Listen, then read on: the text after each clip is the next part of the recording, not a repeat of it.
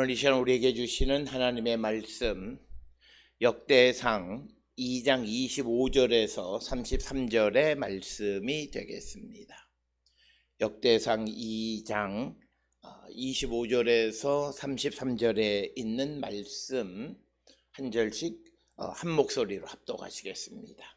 헤스론의 맏아들 여라무알의 아들은 맏아들 람과 그 다음 브나와 오렌과 오셈과 아히야이며 여라무엘이 다른 아내가 있었으니 이름은 아다라라. 그는 오남의 어머니더라.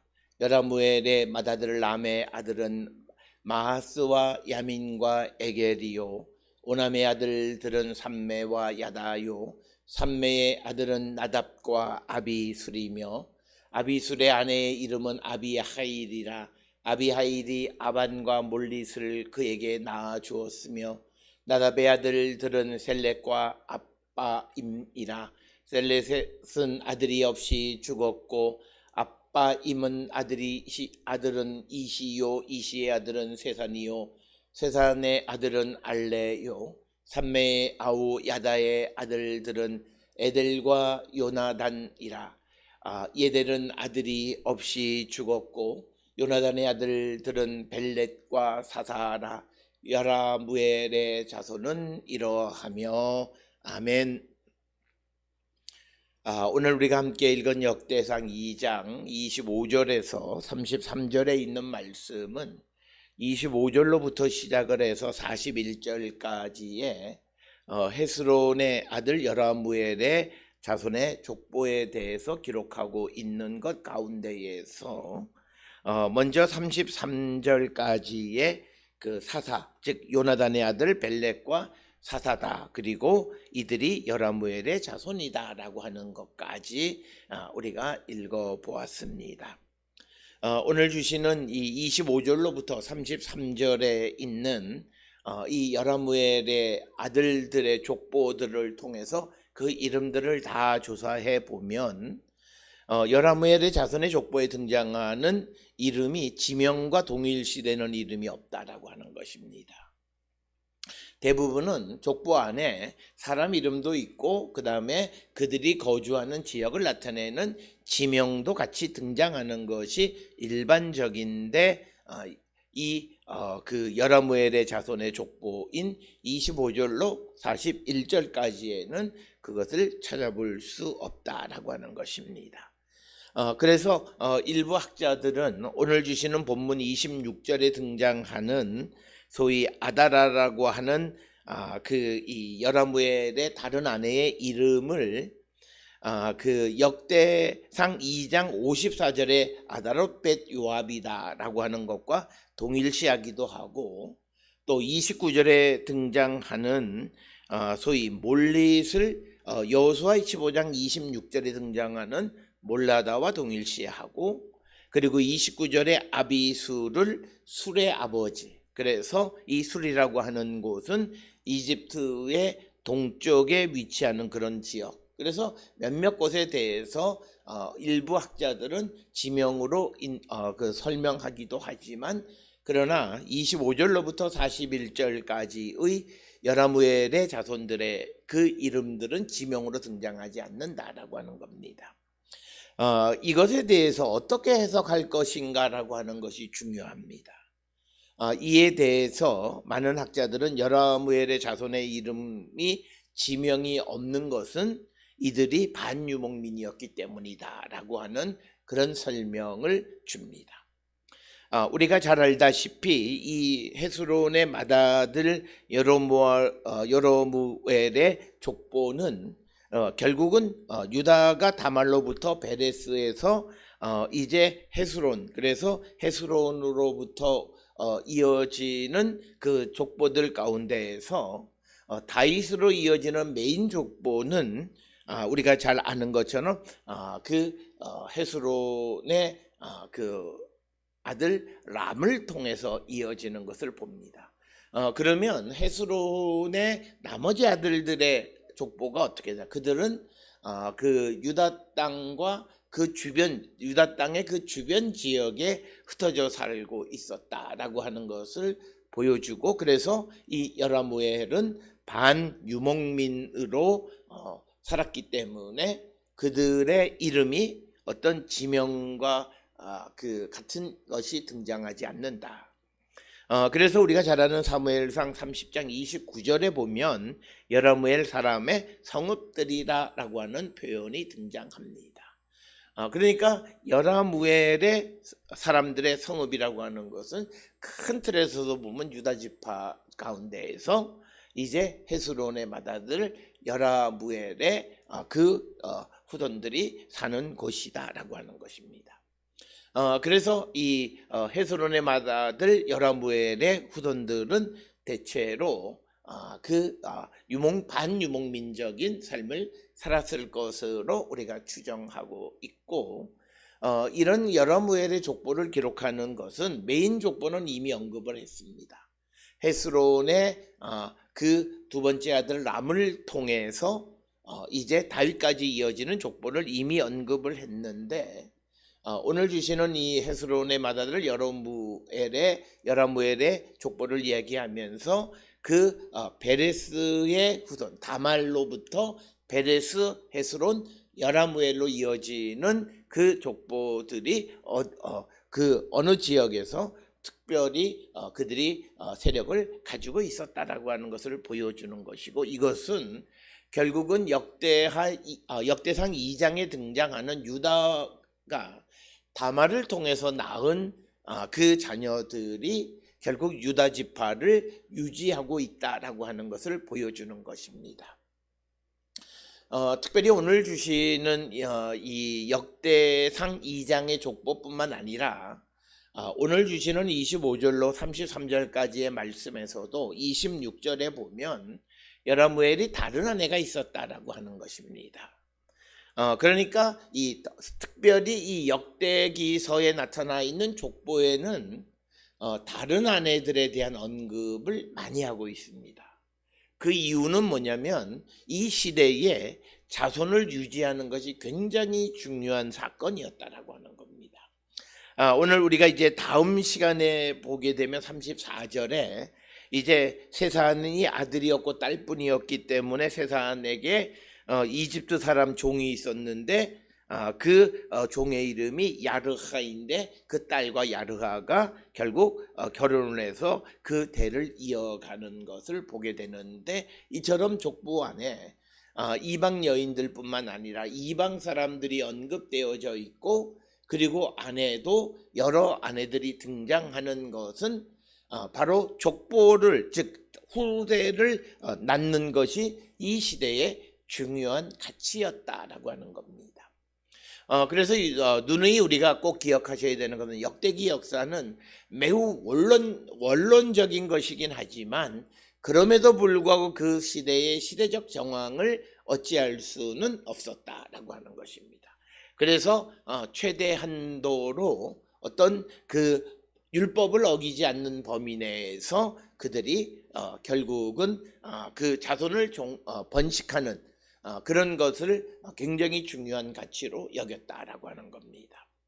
따라서 오늘 주시는 이 역대기 역사의 전체적인 입장은 굉장히 원리주의, 원론을 강조하는 자인 것 같지만 그러면서도 불구하고 시대적 정황을 무시하지 않는다라고 하는 겁니다.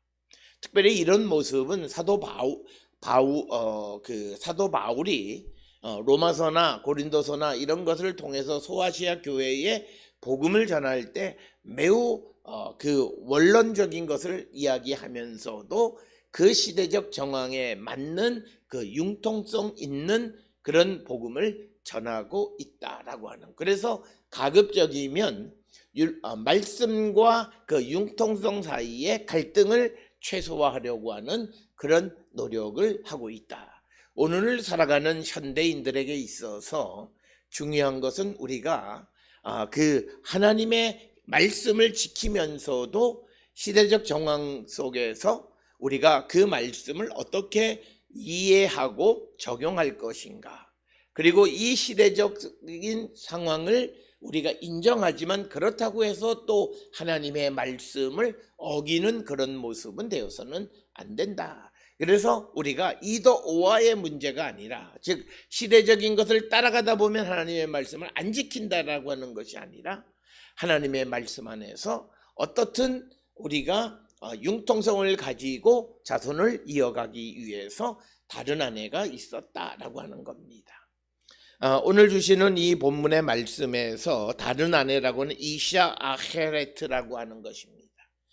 이 말은 여러 가지로 해석할 수 있는데, 여라무엘의 원래 아내가 죽은 다음에 얻은 아내라고 하는 뜻도 있지만, 우리가 이 야곱의 경우에처럼 라헬과 레아가 같이 우리가 얻는 것 같은 그런 경우일 수도 있다라고 하는 것입니다. 그러나 여기서 우리에게 중요한 것은 여라무엘이 여러 아내가 있다라고 하는 것이 아니라, 결국 그가 자손을 번성하기 위해서 결국 다른 아내를 얻었다라고 하는 것을 우리에게 보여주고, 역대기 역사에서는 아내가 많다라고 하는 그 개념은 결국은 자손의 번성을 나타내는 것을 뜻한다라고 하는 개념을 우리가 잊어서는 안 된다라고 하는 것을 꼭 기억하셨으면 합니다. 그래서 우리가 맏아들 여라무엘의 아들은 람, 브나, 오렌, 오셈, 아히야. 그리고 그 람의 아들은 마아스와 야민과 에겔, 27절에 기록되어 있습니다.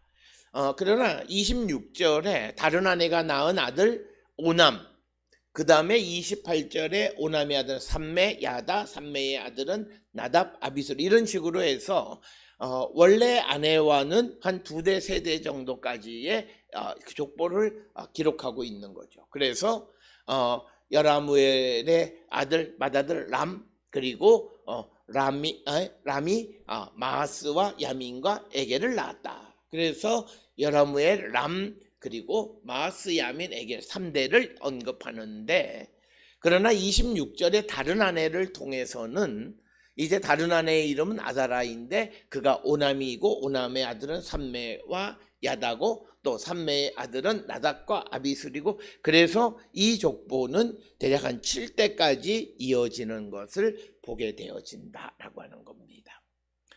그래서 우리가 성경을 통해서는 어떤 그 첫 번째 이것을 고수하지는 않는다라고 하는 것이고, 또 우리가 이 모든 것이 기본적인 원리는 장자 중심이지만 결국은 꼭 장자를 통해서만 계승되는 것이 아니라 차자나 넷째 아들들을 통해서도, 또 다른 아들들을 통해서도 얼마든지 그 후손들을 이어가고 족보를 이어가는 것을 성경을 통해서 볼 수 있다.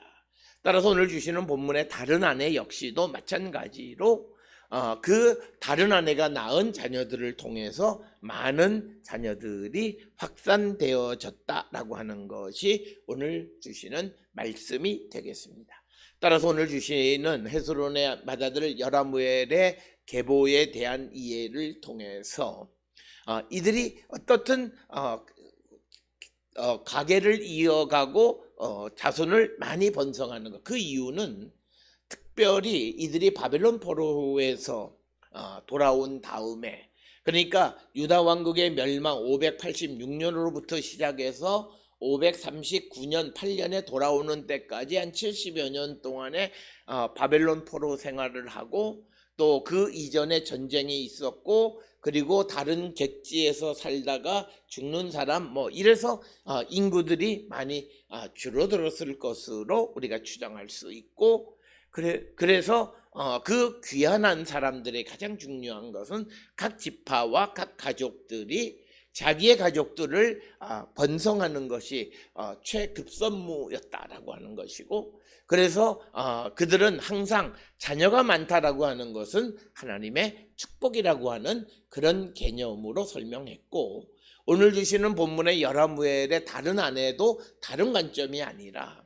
유다의 이 유다가 며느리 다말을 통해서 낳은 후손들이 계속 이어지는 것도 그 둘 사이의 관계를 다른 관점보다는 대를 이어가고 가계를 다시 회복한다라고 하는 관점에서는 그 다말의 역할이 위대한 것이었고, 오늘 주시는 26절에 여라무엘의 아내, 다른 아내 아다라 역시도 그가 여라무엘의 가족을 확산시키는 데에서는 굉장히 중요한 역할을 했다라고 하는 것을 강조하는 것이 오늘 주시는 말씀이 되겠습니다.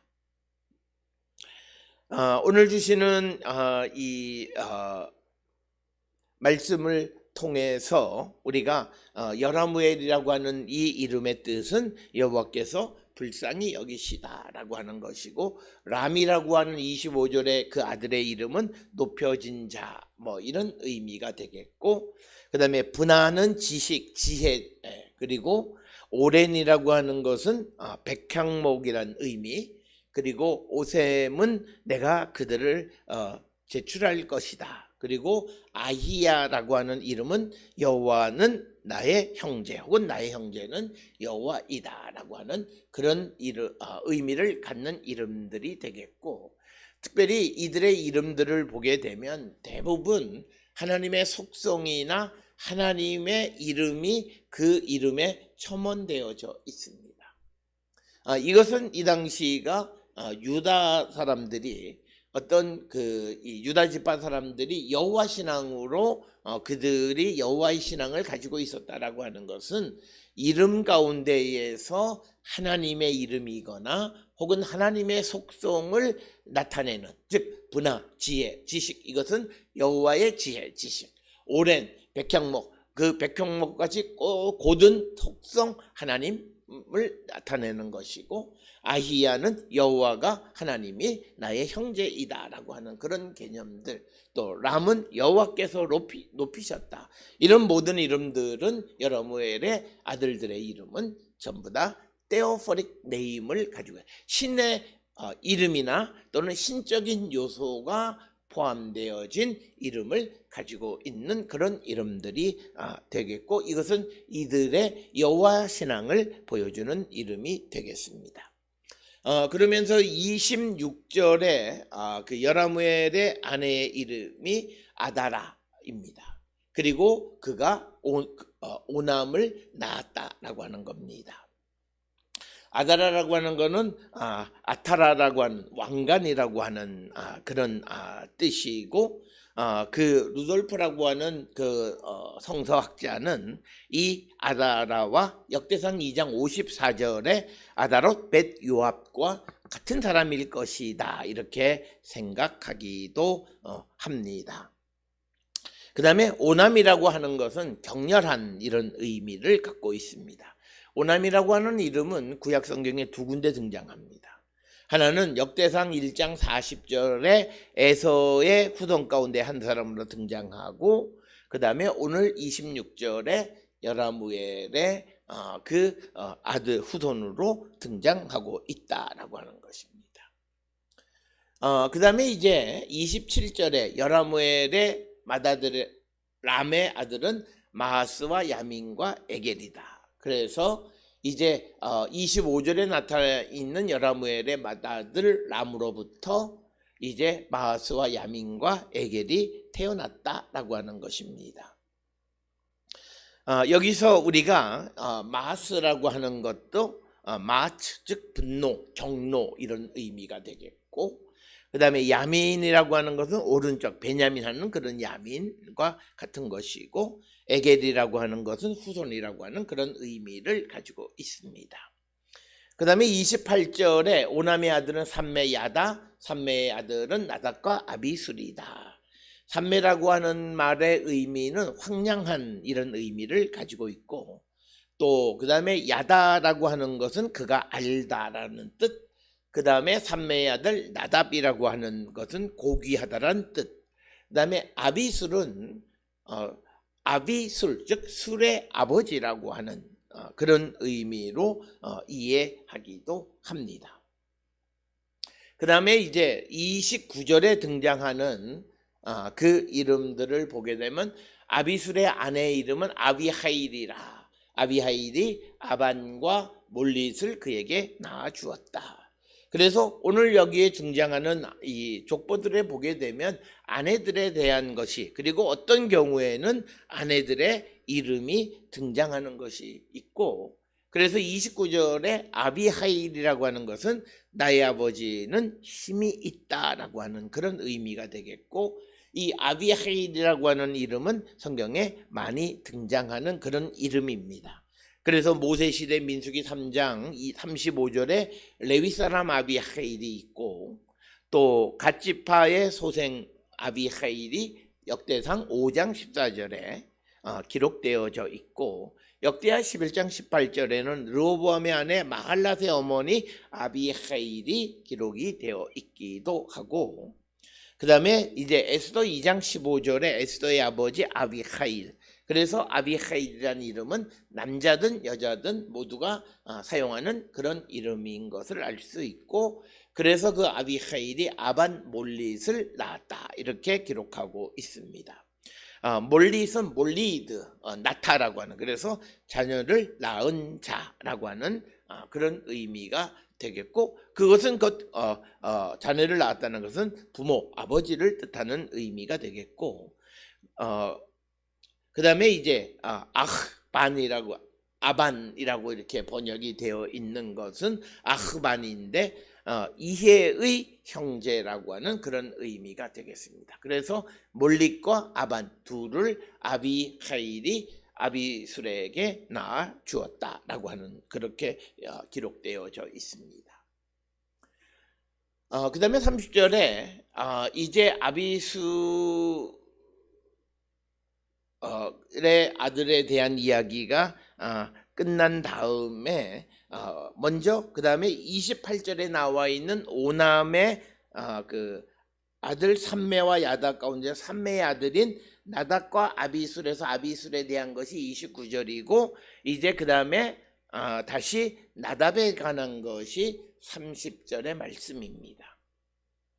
그래서 나답의 아들들은 셀렛과 아빠임고 이라, 그 다음에 셀렛은 아들이 없이 죽었다라고 하는 겁니다. 오늘 주시는 이 본문에서 30절과 32절에 32절에서는 예델은 아들이 없이 죽었고, 또 30절에서는 셀렛이 아들이 없이 죽었다라고 하는 겁니다. 오늘 주시는 이 본문에서 왜 아들이 없이 죽었는지 그 이유를 우리가 정확하게 알 수는 없습니다. 그러나 무슨 전쟁이나 이런 그런 것을 상상할 수는 있지만 본문에 언급하고 있지는 않습니다. 그러나 우리가 여기서 한 가지 생각해야 되는 것은, 아들이 없이 죽었으면 아빠임의 아들 이시, 그리고 이시의 아들 세산의 아들 알레, 이렇게 기록되어 있는데, 사실은 아빠임의 아들 이시 이전에 아빠임의 아들이 하나 더 있었고, 그런데 그 아들은 아마 셀렛의 이 형수를 통해서 얻은, 그래서 형사 취수 제도가 적용되어졌을 것으로 추정할 수 있고, 또 이 셀렛이 장가가 들기 전에 미리 죽었다면 그런 형사 취수도 관계가 없는 것인데, 특별히 오늘 주시는 본문에서는 아들이 없이 죽었다라고 하는 것을 언급하는데, 여기서 아들이 없이 죽었다라고 하는 표현을 사용한 이유는 지속적으로 나답의 아들 셀렛과 아빠임인데 그 다음에 이어지는 것이 아빠임의 아들 이시, 이렇게 가는 거예요. 그러면 왜 둘째로부터 이어져 가는가를 설명하는 것은 셀렛이 아들이 없이 죽었기 때문이다라고 하는 겁니다. 이런 사실은, 이런 족보들이 후대로부터 거슬러 가서 기록되어졌기 때문에 나타나는 현상입니다. 현재 되어져 있는 상황에서 이것을 거슬러서 족보를 기록하다 보니까 둘째가 선택되어지는 경우가 많은데, 그러면 왜 둘째를 선택했느냐라고 하는 이유를 설명하는 것이 아들이 없이 죽었기 때문이다. 그러나 위에서부터 기록한다면 그냥 아들이 죽으면 낳기는 셀렛과 아빠임을 낳지만 그냥 당연히 아빠임으로부터 그냥 쭉 기록이 되어져 가는데, 셀렛이 아들이 없이 죽었다라고 하는 것은 이 족보가 밑에서부터 기록했고 왜 둘째 아들을 통해서 계승되어져 가는가를 설명하는 것이 되겠습니다. 그리고 31절에 세산의 아들 알레고, 그 다음에 32절에 이 삼매의 아우 야다의 아들은 예델과 요나단이라. 그런데 또 예델은 아들이 없이 죽었다, 이렇게 기록하고 있습니다. 그래서 그 다음에 또 그러면 33절에서는 요나단의 아들은 벨렉과 사사라. 그리고 여기까지가 여라무엘 자손의 족보이다라고 하는 것을 우리에게 보여주고 있습니다. 따라서 오늘 주시는 이 25절로 33절의 족보 안에는 아들이 없이 죽었다, 아들이 없이 죽었다라고 하는 것이 많이 등장하는 것은 왜 둘째 아우들을 통해서 역사가 이어지는가. 특별히 32절에 예델과 요나단인데 그 다음에 3절에서는 요나단의 아들이 등장하는데, 그렇다면 왜 예델에 대해서 언급하지 않느냐? 그 아들이 죽었다는 것이고, 그리고 그 위에 나답의 아들 셀렉과 아빠임에 대해서, 그 다음에 31절에 아빠임의 아들에 대해서 언급하면 도대체 왜 셀렛의 아들에 대해서는 언급하지 않느냐? 아들이 없이 죽었기 때문이다 라고 하는 그런 설명을 하고 있는 것이 되겠습니다. 따라서 오늘 주시는 33절까지의 이 족보를 통해서, 여라무엘의 족보를 통해서 우리에게 보여주는 것은 자손을 번성하고 가계를 형성하는 것이 이 역대기 시대에 매우 중요한 그런 사회적 그리고 민족적인 그런 과제였다라고 하는 것. 그래서 다른 아내들을 그리고 심지어는 이제 이방 사람들까지도, 그리고 다말과 같은 경우가 포함되어지는 것이 다 그런 이유 때문이다.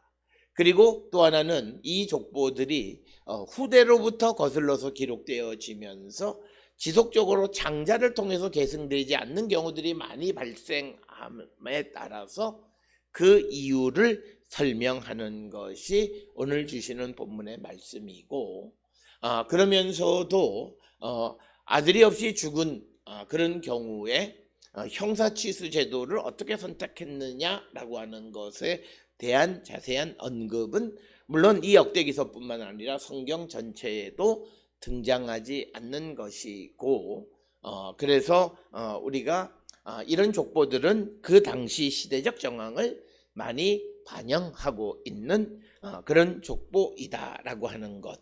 그래서 족보는 단순히 혈연적 관계만을 나타내는 것이 아니라 당시의 사회적인 정황과 그리고 그런 사회적인 현상 속에서 하나님의 말씀을 지키는 한에서 매우 어떤 그 포용성 있는 그런 융통성 있는 그런 입장을 취하는 것이 역대기 역사이다라고 하는 것입니다. 오늘 주시는 본문을 통해서 우리의 믿음을 다시 한번 돌아보면서 우리도 이 시대를 살아가면서 하나님의 말씀의 엄격함을 지켜가면서도 융통성 있는 삶을 살기로 결단하는 우리 모두가 될 수 있기를 주의 이름으로 축원합니다.